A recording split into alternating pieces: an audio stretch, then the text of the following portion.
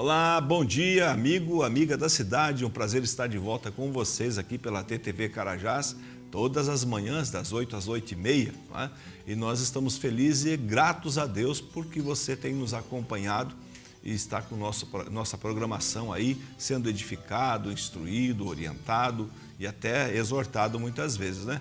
Como pela palavra de Deus que nos alimenta todas as manhãs. Eu quero repartir com você hoje um texto do apóstolo São Paulo, na segunda carta aos Coríntios, que diz o seguinte: e nós, na qualidade de cooperadores com ele, também vos exortamos que não recebais em vão a graça de Deus, porque ele diz, eu te ouvi no tempo da oportunidade e te socorri no dia da salvação. A palavra de Deus, a graça de Deus, o favor de Deus e está disponível para todas as pessoas. Todas as pessoas no mundo todo. Quando Deus revela a sua graça a nós através de Cristo Jesus, Ele deixa o presente para a humanidade. E por isso o apóstolo São Paulo, que se chama cooperador com Ele, diz, não recebam em vão a graça de Deus. Ou seja, o presente de Deus já foi dado, já está à nossa disposição. Agora, receber esse presente cabe a cada um de nós. Cabe a tomarmos uma decisão de dizer, Deus, Pai, muito obrigado pelo presente que o Senhor ofereceu em Cristo Jesus. Ou seja, a nossa libertação, a nossa salvação, a vida abundante que Jesus veio prometendo e trazendo para cada um de nós. E ele conclui citando um texto do Antigo Testamento que diz, hoje é o dia da salvação. Se hoje você ouvir a sua voz, não endureça o seu coração. Receba a palavra de Deus, receba a graça de Deus e seja grandemente abençoado.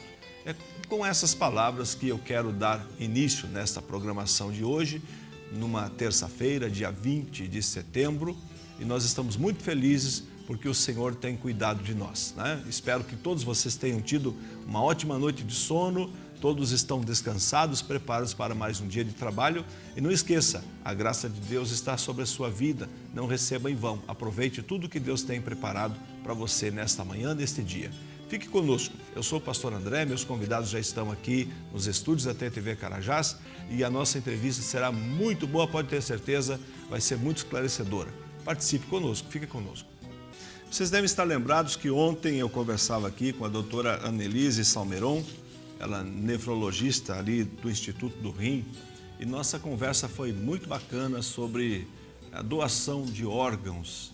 E como nós havíamos combinado, prometido para vocês, hoje nossos entrevistados estão aqui, que é o Igor Johan Castanha e sua mãe, Sandra Rosiane Castanha Stachin. Também temos aqui a Beth com a gente. E muito obrigado pela sua presença, sejam bem-vindos, bom dia.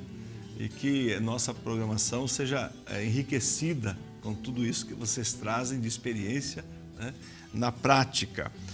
Doação de órgãos. Nós temos aqui um milagre da ciência, um milagre, claro, com a mão de Deus, que é o Igor.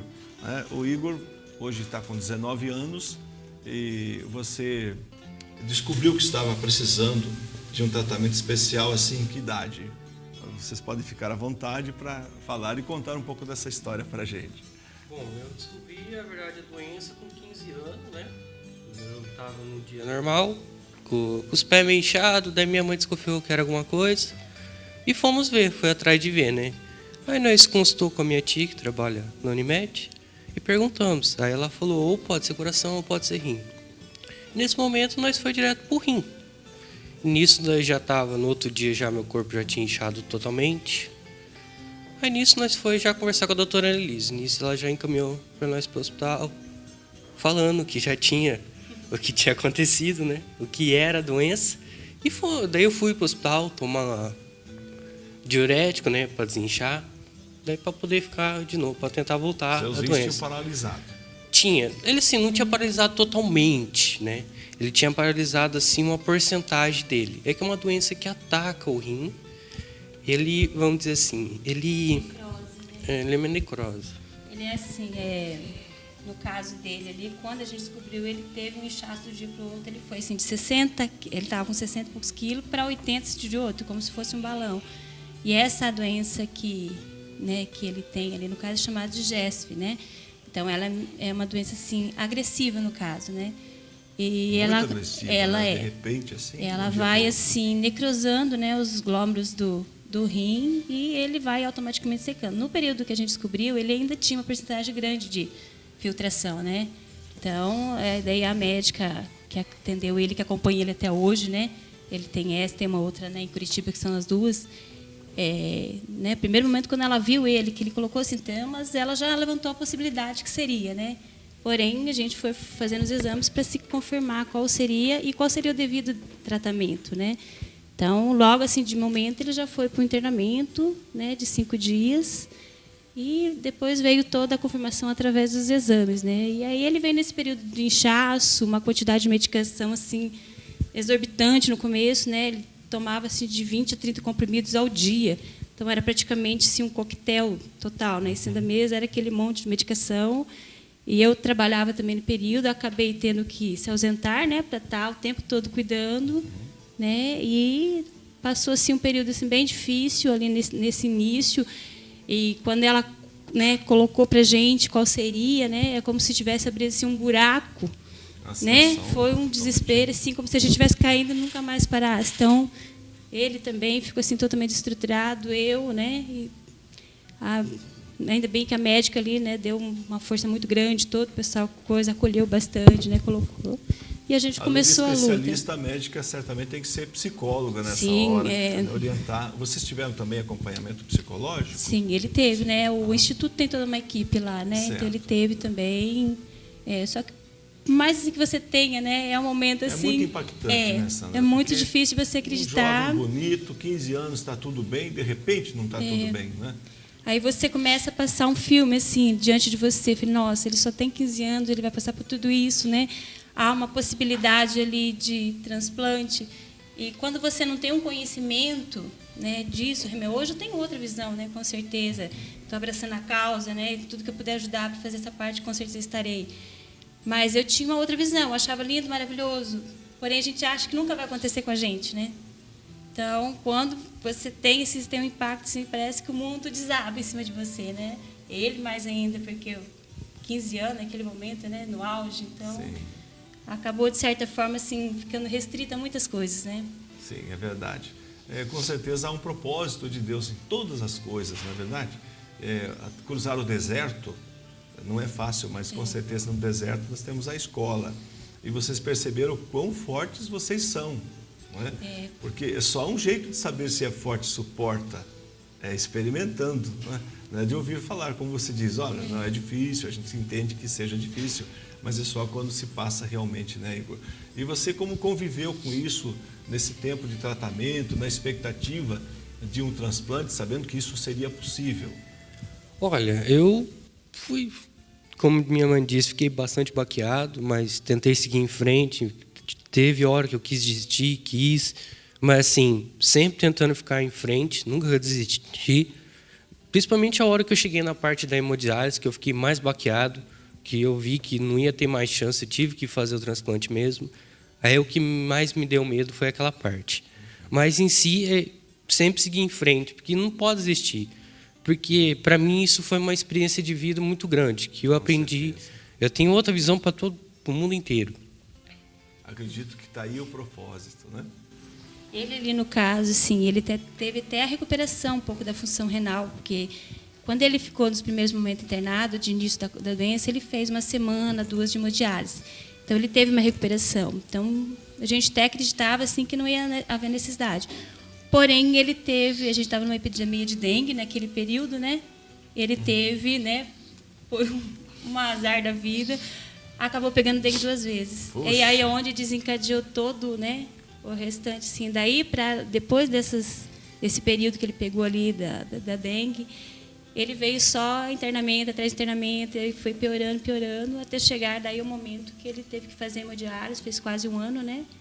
Eu fiz 1 ano certinho. Foi outro período assim, difícil, né? Porque daí tem todo um procedimento para você colocar o catéter, né? Que assim é uma cirurgia, um procedimento muito invasivo, né? Então, ele teve muita resistência, né? Até o período que a médica dele foi colocar também, ela falou assim, né? Ela foi um paciente assim, que teve muitas dificuldades, porque geralmente o pessoal tem, quem tem problema, mas não tanto, né, quanto Sim. ele. Que parece que tudo acabava ocasionando, né, para sempre estar piorando. Ele fez, depois que ele começou a fazer hemodiálise, deu uma acalmada, uma melhorada, né? Aí veio a expectativa de esperar o transplante, né? Aí vocês entram nessa fila. Aí ele entra nessa fila. Aí assim, né? Ele começou em janeiro de 2015, né? Foi em janeiro de 2015, aí depois, acho que, se não me engano, acho que mais 4 meses, saiu o número de registro do transplante. Aí falaram para mim. E no outro dia, em seguida, já ligaram para mim, para fazer o transplante. E eu não estava preparado aquela vez e não fui. Minha cabeça já não estava preparada, acabei não indo. Aí, nesse tempo, eu fiquei na hemodiálise, chamaram mais umas 3, 4 vezes, se não me engano. E não foi assim uma confirmação igual a primeira. Aí, 8 de novembro, como minha mãe veio até o instituto, falou se eu estava bem e perguntou como estaria para fazer o transplante. E nós foi para Curitiba para fazer o transplante lá. Mas e sim, nós tinha e o já doador? coisa. Quem foi o É doador? um doador cadáver. A gente só sabe que ela é uma mulher, né? E que ela residia em São José dos Pinhais. Ah, sim. Né? Nessa expectativa, nesse período aí que a gente ficou de espera, né? Primeiro momento que foi chamado ele, a gente já deixou as malas prontas, né? Porque a partir daí quase todo mês era chamado. E daí a gente deixava tudo pronto, porque era assim, ligava, daqui tantas horas você tinha que estar lá, né? Certo. Então, a gente ficava sempre com aquela expectativa, será que vai ser amanhã, né?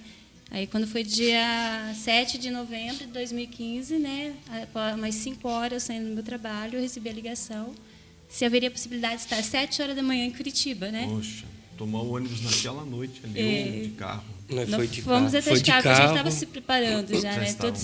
E daí até meu marido também, né? Ele viaja para longe, ele estava até com uma viagem programada. Aí eu só liguei para ele e falei, não vai, porque a gente tem que estar às 7 horas da manhã em Curitiba, né? Aí largamos tudo que a gente tinha, né? Passei no instituto que ele estava fazendo hemodiálise. Eu falei, você está bem? Ele falou, estou, né? Aí conversei com os médicos que atendiam ele, doutora Annelise e tudo. Ela falou, não, ele está ótimo, se ele for fazer agora, né? Aí, quando chegamos em casa, preparamos o resto, daí ligamos para Curitiba para conversar com o médico de lá, né? Ele falou, às 7 horas da manhã vocês têm que estar aqui. Aí saímos daqui de Campo Mourão às 10 horas da noite, passamos a noite inteira na estrada, né? Para estarmos 6 horas da manhã em Curitiba. Quando foi 7 horas, ele entrou para o hospital, né? E lá dentro começou todos os procedimentos, né? E ele entrou, era 8h30 mais ou menos, na ala de cirurgia. 8h30, daí 9 8h30 horas. que ele entrou Daí para 9 preparo. horas começou a cirurgia e foi terminar mais ou menos às 6 horas da 6 tarde, horas da que ele tarde. saiu. Né, então, eu, no caso, como mãe, né, quando ele entrou na minha cirurgia mesmo, você, né, dá uma respirada, falei, nossa, né, agora é o momento que eu não sei Entrega se a eu... Deus e confia. Né? Até na hora que ele entrou mesmo, eu falei, olha, né, não há melhor médico do que ele para estar te acompanhando, né? E a hora que ele entrou na mesa, eu dei uma respirada, que minha vontade era desabar e desmontar, né? Aí ele entrou, né, foi se segurando. Quando ele entrou, depois eu voltei, né, desmontei meu marido, né? Falei, agora a gente já não sabe mais, não está mais nas nossas mãos, né? E foi assim muito angustiante toda aquela espera, né? 8 horas dava, ninguém dava notícia, foi passando dia, né? Até que 6 horas, né, ele subiu, a gente só viu ele de longe, porque você não pode chegar, né, devido a toda a situação, não pegar vídeo e tudo. Então a gente só viu ele de longe, ele só, a hora que ele falou assim, estou com sede, estou com dor. Né? Depois ele entrou também para uma outra ala, que eles ficam isolados, e a gente só viu ele depois de 4 dias. Ficou 4 dias assim, sem contato nenhum. Isolado, sem contato. Sem contato nenhum. Realmente é um milagre da ciência, né, Igor? É. E você está quase fazendo aniversário, né? De novo, agora 1 ano.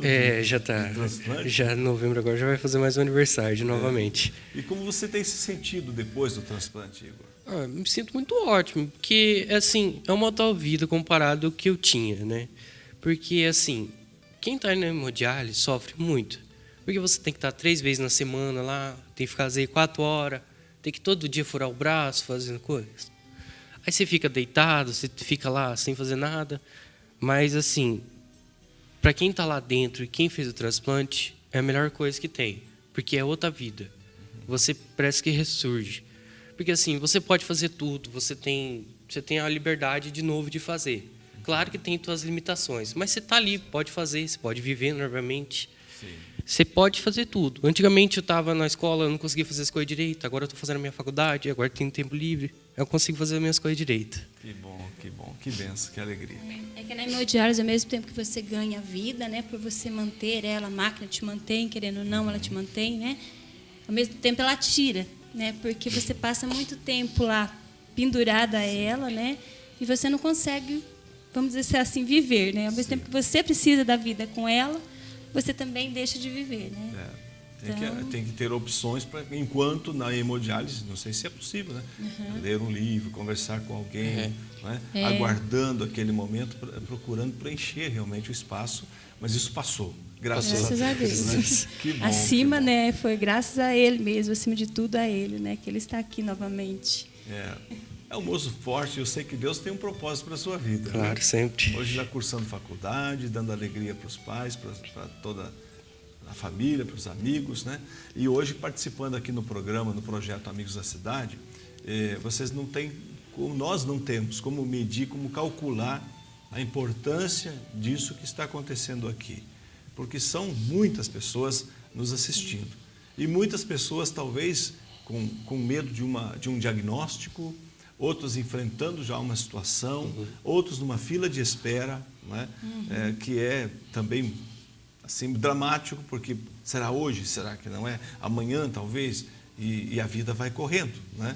E muitas vezes a vida está se esvaindo. Mas como a gente tem que valorizar as coisas, né? Como temos que valorizar a graça de Deus, que nos dá de graça os rins para funcionar todo dia. Você não... Imagina se todos precisassem de uma máquina para fazer hemodiálise. Né? Seria muito triste. Se todos. Então, Deus já nos deu, que bom a gente poder valorizar essas coisas. Né?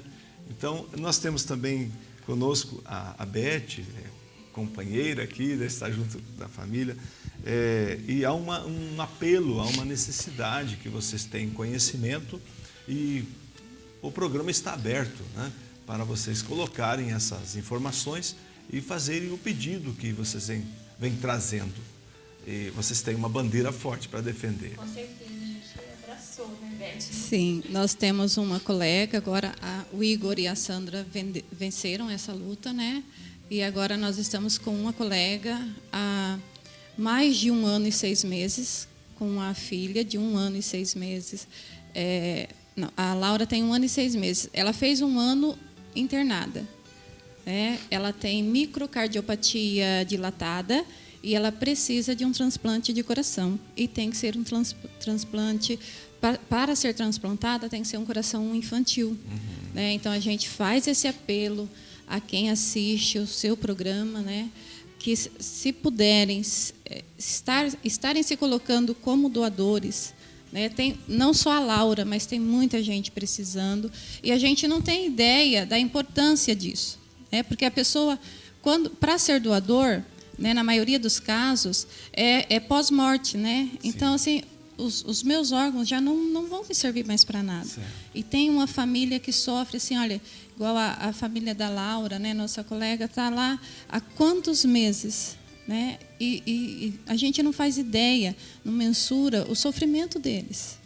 Né? Porque a gente está aqui tranquilo, né? Mas eles ficam nessa esperança. Né? Assim como o Igor e a Sandra passaram, né? Vai chegar, né? Vai ter um doador compatível. Né? Então, a gente pede encarecidamente mesmo que, assim, se puderem nos ajudar a divulgar, né? Porque ainda é uma bandeira bem pouco divulgada. Né? A gente sempre ouve falar, mas a gente realmente não abraça a causa enquanto a gente não vive a situação. É que, assim, no caso dela, né, que nem o Igor ainda tem a possibilidade de ser doadores vivos, né? No caso dela, ela precisa que alguém venha morrer para poder salvar, né? Peço também às pessoas, assim, eu sei que no momento que a gente perde um ente querido é muito difícil, né? Que nem eu estava comentando hoje com meus alunos, é um momento, assim, difícil, a gente não entende. Porém, por que não fazer dessa morte uma nova vida, né?